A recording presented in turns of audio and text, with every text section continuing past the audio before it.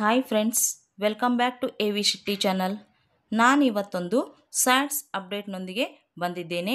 ಅದೇನು ಅಂತಂದರೆ, ಈಗ ನಾವು ಔಟ್ ಕ್ಲಾಸ್ ಸ್ಟೂಡೆಂಟ್ಸ್ ಅಂದರೆ ನಮ್ಮ ಶಾಲೆ 5ನೇ ತರಗತಿ ಆಗಿದ್ದರೆ 6ನೇ ತರಗತಿಗೆ ಟಿ ಸಿ ಕೊಡಬೇಕು, 7ನೇ ತರಗತಿವರೆಗೆ ಇದ್ದರೆ 8ನೇ ತರಗತಿಗೆ ಹೋಗಲು ಟಿ ಸಿ ಕೊಡಬೇಕು. ಅಂತಹ ಮಕ್ಕಳನ್ನು ಟಿ ಸಿ ಕೊಡೋಕ್ಕಿಂತ ಮುಂಚೆ ಪ್ರಮೋಷನ್ ಮಾಡ್ತೀವಿ. ಪ್ರಮೋಷನ್ ಮಾಡೋಕ್ಕಿಂತ ಮುಂಚೆ ಯಾವ ಕೆಲಸ ಮಾಡಬೇಕು ಅನ್ನೋದನ್ನು ಅಪ್ಡೇಟ್ನೊಂದಿಗೆ ಬಂದಿದ್ದೀನಿ. ಅಂತಹ ಮುಂದಿನ ತರಗತಿಗೆ ಬೇರೆ ಶಾಲೆಗೆ ಹೋಗುವಂತಹ ಮಕ್ಕಳ ಡಾಟಾ ಏನಾದರೂ ತಪ್ಪಾಗಿದ್ದರೆ ಮುಂದಿನ ತರಗತಿಯಲ್ಲಿ ಅವರಿಗೆ ತೊಂದರೆ ಆಗುತ್ತೆ. ಸೊ ಅದಕ್ಕೋಸ್ಕರ ನಾವು ನಮ್ಮ ನಂಬರ್ 1 ರಿಜಿಸ್ಟರ್ ಮತ್ತು ಅವರ ಆಧಾರ್ ಕಾರ್ಡ್ ಡೀಟೇಲ್ಸನ್ನು ತಗೊಂಡ್ಬಿಟ್ಟು ಒಂದು ಸಾರಿ ಚೆಕ್ ಮಾಡಿಕೊಂಡು ಟಿ ಸಿ ಪ್ರಮೋಷನ್ ಎಲ್ಲ ಮಾಡೋದು ಒಳ್ಳೆಯದು ಅನಿಸುತ್ತೆ. ಸೊ ಅವರ ಡೀಟೇಲ್ಸಲ್ಲಿ ಮಕ್ಕಳ ಹೆಸರಾಗಿರ್ಬೋದು, ತಂದೆ ತಾಯಿಗಳ ಹೆಸರಾಗಿರ್ಬೋದು, date of birth, address, caste, bank details ಇಂಥ ಮುಂತಾದ ಕಾಲಮ್ಗಳಲ್ಲಿ ಏನಾದರೂ ಅಪ್ಡೇಟ್ ಬೇಕಾದರೆ ನಾವು ಈಗಲೇ ಮಾಡಿಬಿಟ್ಟು ನಂತರ ಪ್ರಮೋಷನ್ ಮಾಡ್ಬೋದು ಫ್ರೆಂಡ್ಸ್. ಸೊ ಅದು ಹೇಗೆ ಅಂತ ನಾನು ಈ ವಿಡಿಯೋದಲ್ಲಿ ಕ್ಲಿಯರಾಗಿ ಹೇಳ್ತೀನಿ. ದಯವಿಟ್ಟು ಎಲ್ಲಿ ಕೂಡ ಸ್ಕಿಪ್ ಮಾಡಬಾರ್ದು. ಇಲ್ಲಿ 2-3 ರೀತಿಯ ಅಪ್ಡೇಟ್ಗಳು ಬರ್ತವೆ. ಅದನ್ನು ಕ್ಲಿಯರಾಗಿ ನೋಡಿದ್ರೆ ನಿಮಗೆ ಅನುಕೂಲ ಆಗುತ್ತೆ ಫ್ರೆಂಡ್ಸ್. ಈ ಒಂದು ಅಪ್ಡೇಟ್ ನಿಮ್ಗೆ ಇಷ್ಟ ಆದರೆ ದಯವಿಟ್ಟು ಸಬ್ಸ್ಕ್ರೈಬ್ ಮಾಡಿ. ಇನ್ನೂ ಸಾಕಷ್ಟು ವಿಡಿಯೋಗಳನ್ನು ನಾನು ಪೋಸ್ಟ್ ಮಾಡಲು ನನಗೆ ಸಹಾಯ ಆಗುತ್ತೆ. Let us start the video. ಮೊದಲನೇದಾಗಿ ನಾವು ಸ್ಟೂಡೆಂಟ್ ಮ್ಯಾನೇಜ್ಮೆಂಟ್ 1 to 10ನಲ್ಲಿ ಹೋಗಬೇಕು. ಅದರಲ್ಲಿ ಅಡ್ಮಿಷನ್ ಡೀಟೇಲ್ಸ್ ಅಂತಿದೆಯಲ್ಲ ಅದರಲ್ಲಿ ಹೋಗ್ಬಿಟ್ಟು ಅಪ್ಡೇಟ್ ಸ್ಟೂಡೆಂಟ್ ಡೀಟೇಲ್ಸ್ ಅಂತಿದೆಯಲ್ಲ ಅದರಲ್ಲಿ ಹೋಗಬೇಕು. ಆಗ ಸರ್ಚ್ ಸ್ಟೂಡೆಂಟ್ಸ್ ಫಾರ್ ಅಪ್ಡೇಟ್ ಅಂತ ಈ ರೀತಿ ಒಂದು ಡ್ಯಾಶ್ಬೋರ್ಡ್ ಕಾಣಿಸುತ್ತೆ. ಇದರಲ್ಲಿ ನಾವು ಎನ್ರೋಲ್ಮೆಂಟ್ ನಂಬರನ್ನು ಹಾಕಿಬಿಟ್ಟು ನಾವು ಸರ್ಚ್ ಮಾಡಬೇಕು.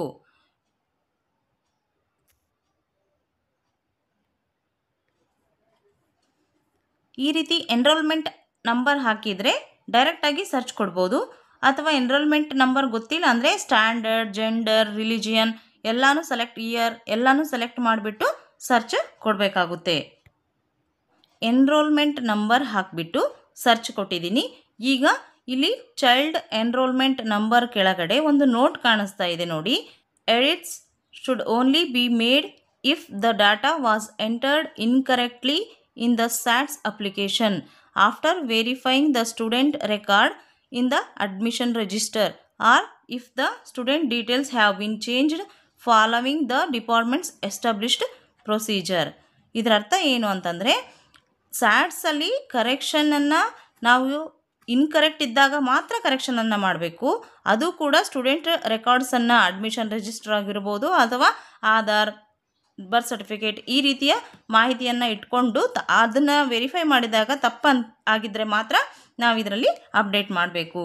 ಸೊ ಇಲ್ಲಿ ನೋಡ್ಬೋದು ನೀವು ಪೂರ್ತಿ ನಾವು ಅಡ್ಮಿಷನ್ ಪ್ರೊಸೆಸಲ್ಲಿ ಏನು ಲಿಸ್ಟ್ ತೊಗೊಂಡಿರ್ತೀವಲ್ಲ ಅಪ್ಲಿಕೇಶನ್ ಫಾರ್ಮ್ ಎಲ್ಲನೂ ಇಲ್ಲಿ ಡಿಸ್ಪ್ಲೇ ಆಗುತ್ತೆ ಫ್ರೆಂಡ್ಸ್. ನಾವು ಇಲ್ಲಿ ಯಾವುದ್ಯಾವುದನ್ನು ಎಡಿಟ್ ಮಾಡ್ಬೋದು, ಅಪ್ಡೇಟ್ ಮಾಡ್ಬೋದು ಅಂದರೆ ಮದರ್ ಟಂಗನ್ನು ಅಪ್ಡೇಟ್ ಮಾಡ್ಬೋದು, ಡೇಟ್ ಆಫ್ ಬರ್ತನ್ನು ಎಡಿಟ್ ಮಾಡ್ಬೋದು, gender, religion, nationality, social category ಇವೆಲ್ಲವನ್ನು ಕೂಡ ನಾವಿಲ್ಲಿ ಅಪ್ಡೇಟ್ ಮಾಡ್ಬೋದು. ಜೊತೆಗೆ ಸ್ಟೂಡೆಂಟ್ಸ್ ಕ್ಯಾಸ್ಟ್ ನಂಬರ್ ಆಗ ಏನಾದರೂ ಬಂದಿದ್ದಿಲ್ಲ ಅಂದರೆ ಬರೀ ನಾವು ಸ್ಟೂಡೆಂಟ್ ಕ್ಯಾಸ್ಟ್ ಹಾಕಿರ್ತೀವಿ, ಈಗ ಅದನ್ನು ನಂಬರನ್ನು ಕೂಡ ನಾವಿಲ್ಲಿ ಅಪ್ಡೇಟ್ ಮಾಡ್ಬೋದು. BPL ಕಾರ್ಡ್ ಡೀಟೇಲ್ಸ್ ಹಾಕ್ಬೋದು. ಆಮೇಲೆ ಬ್ಯಾಂಕ್ ಡೀಟೇಲ್ಸ್ ಈಗ ಮಾಡಿಸಿದ್ರು ಅಂದರೆ ಅದನ್ನು ಕೂಡ ಹಾಕ್ಬೋದು. ಅಡ್ರೆಸ್ ಚೇಂಜ್ ಮಾಡ್ಬೋದು. ಈಗ ಒಂದು ವೇಳೆ ಟಿ ಸಿ ತೊಗೊಂಡು ಬಂದಿದ್ರು ಅಂದರೆ ಆ ಹಿಂದಿನ ಅಡ್ರೆಸ್ ಅದರಲ್ಲಿ ಇರುತ್ತೆ ನಾವು ಟಿ ಸಿ ಇಲ್ಲಿ ಮಾಡ್ಕೊಂಡಾಗ. ಈಗೇನು ಮಾಡಬೇಕಾಗುತ್ತೆ ಅಂತಂದರೆ ನಾವು ಅಲ್ಲಿ ಡೀಟೇಲ್ಸನ್ನು ಎಡಿಟ್ ಮಾಡಿಬಿಟ್ಟು ಈಗ ಸದ್ಯದ ಅಡ್ರೆಸ್ಸನ್ನು ಕೂಡ ನಾವಿಲ್ಲಿ ಹಾಕ್ಬೋದು. ಜೊತೆಗೆ mobile number, school admission date ಎಲ್ಲವನ್ನು ಕೂಡ ನಾವು ಇಲ್ಲಿ ಅಪ್ಡೇಟ್ ಮಾಡ್ಬೋದು. ನಾವು ಯಾವ ಮಾಹಿತಿಯನ್ನು ಅಪ್ಡೇಟ್ ಮಾಡಲು ಬಯಸ್ತೀವೋ ಆ ಬಾಕ್ಸಲ್ಲಿ ಹೋಗಿಬಿಟ್ಟು ಅಪ್ಡೇಟ್ ಮಾಡಿ ನಂತರ ಕೆಳಗೆ ಬಂದು ಅಪ್ಡೇಟ್ ಮೇಲೆ ಕ್ಲಿಕ್ ಮಾಡಬೇಕು ಫ್ರೆಂಡ್ಸ್. ಆಗ ಯು ಆರ್ ಸಕ್ಸಸ್ಫುಲ್ಲಿ ಅಪ್ಡೇಟೆಡ್ ಅಂತೇಳಿ ನಮಗೆ ಪಾಪಪ್ ಮೆಸೇಜ್ ಗ್ರೀನ್ ಕಲರಲ್ಲಿ ತೋರಿಸುತ್ತೆ ಫ್ರೆಂಡ್ಸ್. ಈ ರೀತಿ ನಾವು ಈ ಡೀಟೇಲ್ಸನ್ನು ಅಪ್ಡೇಟ್ ಮಾಡ್ಬೋದು. ಇನ್ನು ನಾವೇನಾದರೂ students name, father name, mother ನೇಮ್ನ ಅಪ್ಡೇಟ್ ಮಾಡಬೇಕು ಅಂತಂದರೆ ಆಗ ಸ್ಕೂಲ್ ಮ್ಯಾನೇಜ್ಮೆಂಟ್ 1 to 10ನಲ್ಲಿ ಹೋಗಿಬಿಟ್ಟು ಅಡ್ಮಿಷನ್ ಡೀಟೇಲ್ಸಲ್ಲಿ ಹೋಗಿ ಅಪ್ಡೇಟ್ ಸ್ಟೂಡೆಂಟ್ ಡೀಟೇಲ್ಸನ್ನು ಸೆಲೆಕ್ಟ್ ಮಾಡಬೇಕು. ಆಗ ಈ ರೀತಿ ವಿಂಡೋ ನಿಮಗೆ ಕಾಣಿಸುತ್ತಲ್ಲ, ಈ ಮೇಲೆ ಇರುವಂತಹ ಯಾವುದೇ ಆಪ್ಷನನ್ನು ಟಚ್ ಮಾಡದೆ ಸ್ವಲ್ಪ ಸ್ಕ್ರಾಲ್ ಮಾಡ್ತಾ ಬಂದರೆ ಇಲ್ಲಿ ನೋಟ್ ಅಂತ ಕಾಣಿಸುತ್ತೆ. ಅದ್ರ ಕೆಳಗಡೆ click here to update student parent detail ಅಂತಿದೆಯಲ್ಲ, ಅಲ್ಲಿ ಕ್ಲಿಕ್ ಮಾಡಬೇಕು. ಆಗ ನಾವು ಹೆಸರನ್ನು ತಿದ್ದುಪಡಿ ಮಾಡ್ಬೋದು. ಅದಕ್ಕಿಂತ ಮೊದಲು ಏನಂತಂದರೆ ನೋಟನ್ನು ನೋಡೋಣ. Admitted students are only displayed here. ನಮ್ಮ ಈ ಡ್ಯಾಶ್ಬೋರ್ಡಲ್ಲಿ ನಾವು ಯಾರನ್ನ ತಿದ್ಬೋದು ಅಂತಂದರೆ ಅಡ್ಮಿಷನ್ ನಮ್ಮ ಸ್ಕೂಲಲ್ಲಿ ಇರುವಂತಹ ಮಕ್ಕಳನ್ನು ತಿದ್ಬೋದು. ಆಮೇಲೆ ಆಗಲೇ ನಾವು ನೋಡಿದ್ವಲ್ಲ ಎಡಿಟ್ಸ್ ಯಾವುದೆಲ್ಲ ಮಾಡ್ಬೋದು ಅಂತಂದರೆ, ನಾವು ಸ್ಯಾಟ್ಸಲ್ಲಿ ತಪ್ಪಿದ್ದು ಆಧಾರ್ ಕಾರ್ಡಲ್ಲಿ ನಂಬರ್ 1 ರಿಜಿಸ್ಟ್ರಲ್ಲಿ ಸರಿ ಇತ್ತಂದರೆ ಅಂಥ ಮಕ್ಕಳದನ್ನು ಮಾತ್ರ ಇಲ್ಲಿ ತಿದ್ದಿ ಸರಿ ಮಾಡ್ಕೊಳ್ಬೋದು. ಸೊ ಈಗ ನಾವು ಕ್ಲಿಕ್ ಹಿಯರ್ ಕ್ಲಿಕ್ ಮಾಡಿಬಿಟ್ಟು ಇಲ್ಲಿ ಸ್ಯಾಟ್ಸ್ ನಂಬರನ್ನು ಹಾಕಬೇಕು. ಸ್ಯಾಟ್ಸ್ ನಂಬರ್ ಹಾಕಿಬಿಟ್ಟು ಸರ್ಚ್ ಕೊಟ್ಟರೆ ಈ ರೀತಿ ನಮಗೆ ಡಿಸ್ಪ್ಲೇ ಆಗುತ್ತೆ. ಅದರಲ್ಲಿ ಸ್ಯಾಟ್ಸ್ ನಂಬರ್ ಇದೆ. ಸ್ಟೂಡೆಂಟ್ ನೇಮಲ್ಲಿ first name, middle name, last name ಅಂತ ಇದೆ. ಫಾದರ್ ನೇಮಲ್ಲಿ ಕೂಡ ಸೇಮ್, ಮದರ್ ನೇಮಲ್ಲಿ ಕೂಡ ಅದೇ ಥರ ಇದೆ. ಡೇಟ್ ಆಫ್ ಬರ್ತ್ ಇದೆ, ನ್ಯಾಷನಾಲಿಟಿ ಇದೆ.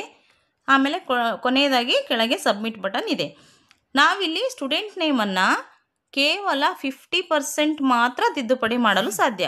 ಪೂರ್ತಿ ಹೆಸರನ್ನೇ ನಾವು ಚೇಂಜ್ ಮಾಡಲು ಆಗೋದಿಲ್ಲ. ಕೆಲವೊಂದು ಸ್ಪೆಲ್ಲಿಂಗ್ ಮಿಸ್ಟೇಕನ್ನು ನಾವಿಲ್ಲಿ ಸರಿ ಮಾಡ್ಬೋದು. ಆಮೇಲೆ ತಂದೆ ಹೆಸರಲ್ಲಿ ಕೂಡ ಅಷ್ಟೇ, ತಾಯಿ ಹೆಸರಲ್ಲೂ ಕೂಡ ಅಷ್ಟೇ. ಆ ರೀತಿ ಚೇಂಜಸನ್ನು ನಾವಿಲ್ಲಿ ಮಾಡ್ಬೋದು. ಆದರೆ ಇನ್ನೊಂದು ನೋಟ್ ಇದೆ, students name correction is not allowed in case of Aadhaar successfully verified with name match score 100. ನಾವು ಈಗಾಗಲೇ ಆಧಾರ್ ಮ್ಯಾನೇಜ್ಮೆಂಟಲ್ಲಿ ಆಧಾರ್ ವೆರಿಫಿಕೇಷನ್ ಮಾಡಿರ್ತೀವಿ ಮಕ್ಕಳದು. ಅದರಲ್ಲಿ ಏನಾದರೂ ಈ ಮಗುವಿನ ನೇಮ್ ಆಧಾರ್ ಕಾರ್ಡ್ ಜೊತೆ 100% ಮ್ಯಾಚ್ ಆಗಿತ್ತು ಅಂದರೆ ಅಂಥ ಮಕ್ಕಳ ನೇಮನ್ನು ನಾವಿಲ್ಲಿ ಕರೆಕ್ಷನ್ ಮಾಡೋಕ್ಕೆ ಬರಲ್ಲ. ಸೊ ಇದೊಂದು ನನಗೆ ನೆನಪಿರಬೇಕು. ಈ ರೀತಿ ಇಲ್ಲಿ ಏನು ಬೇಕೋ ಆ ಕಾಲಮಲ್ಲಿ ಹೋಗ್ಬಿಟ್ಟು ಎಡಿಟ್ ಮಾಡಿ ನಾವು ಹೆಸರನ್ನು ತಿದ್ದುಪಡಿ ಮಾಡ್ಕೋಬೋದು, ಡೇಟ್ ಆಫ್ ಬರ್ತನ್ನು ತಿದ್ದುಪಡಿ ಮಾಡ್ಕೋಬೋದು, ನ್ಯಾಷನಾಲಿಟಿಯನ್ನು ತಿದ್ದುಪಡಿ ಮಾಡಿಕೊಂಡು ಸಬ್ಮಿಟ್ ಕೊಟ್ಟಾಗ ನಿಮಗೆ ಈ ರೀತಿ ಗ್ರೀನ್ ಕಲರಲ್ಲಿ ಒಂದು ಪಾಪಪ್ ಮೆಸೇಜ್ ಬರುತ್ತೆ. Students basic details of ಸ್ಯಾಟ್ಸ್ number this is updated successfully ಅಂತ. ಹಾಗಂದರೆ ನೀವು ಮಾಡಿದಂಥ ಅಪ್ಡೇಟ್ ಸಕ್ಸಸ್ಫುಲಿ ಆಗಿದೆ ಅಂತ ಅರ್ಥ. ಇನ್ನೂ ಕೆಲವೊಂದು ಸಂದರ್ಭಗಳಲ್ಲಿ ನಾವು ಯಾವುದಾದ್ರೂ ಒಂದು ಮಗುವಿನ ಸ್ಯಾಟ್ಸ್ ನಂಬರನ್ನು ಹಾಕಿಬಿಟ್ಟು ಸರ್ಚ್ ಕೊಟ್ಟಾಗ ಈ ರೀತಿಯ ನೋಟ್ ಬರುತ್ತೆ ರೆಡ್ ಕಲರಲ್ಲಿ. You are not eligible for this functionality, please visit DDPI office for this with related documents ಅಂಥೇಳಿ. ಇದು ಯಾಕೆ ಬರುತ್ತೆ ಅಂದರೆ ಆ ಮಗುವಿನ ಅಪ್ಡೇಟನ್ನು ನೀವು ಆಲ್ರೆಡಿ ಒಂದು ಸಾರಿ ನಿಮ್ಮ ಲಾಗಿನಲ್ಲಿ ಮಾಡಿರ್ತೀರಿ. ಸೊ ಒಂದು ನೆನಪಲ್ಲಿರಬೇಕು ಫ್ರೆಂಡ್ಸ್, ಕೇರ್ಫುಲ್ಲಾಗಿ ನಾವು ಕೇವಲ ನಮ್ಮ ಲಾಗಿನ್ನಲ್ಲಿ ಕೇವಲ ಒಂದು ಸಾರಿ ಮಾತ್ರ ನಾವು ಮಗುವಿನ ಡೀಟೇಲ್ಸನ್ನು ಅಪ್ಡೇಟ್ ಮಾಡ್ಬೋದು.